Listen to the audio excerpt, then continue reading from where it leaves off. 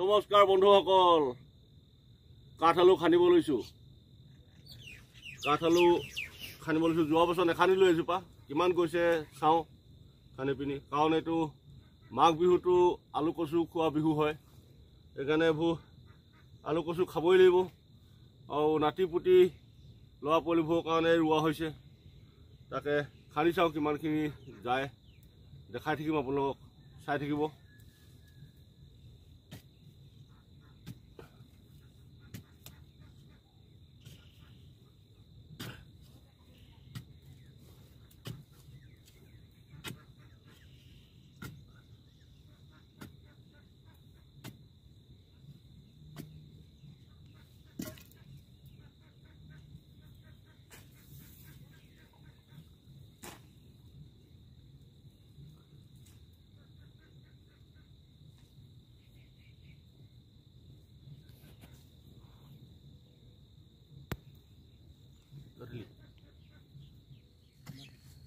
খানি আছে, ওলোৱাই নাই এতিয়ালৈকে।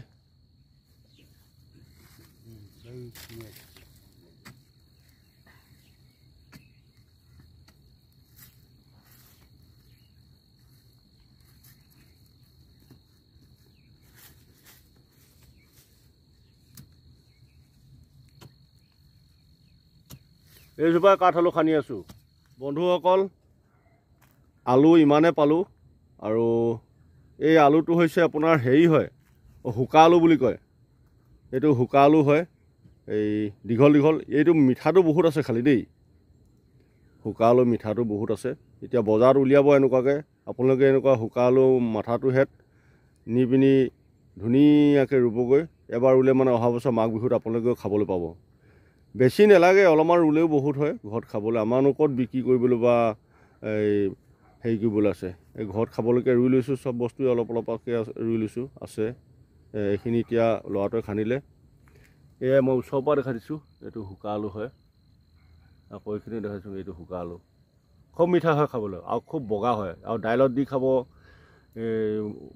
গাখীৰে চেনিয়ে দৈয়ে সৈতে খাব ধুনীয়াকৈ। ধন্যবাদ।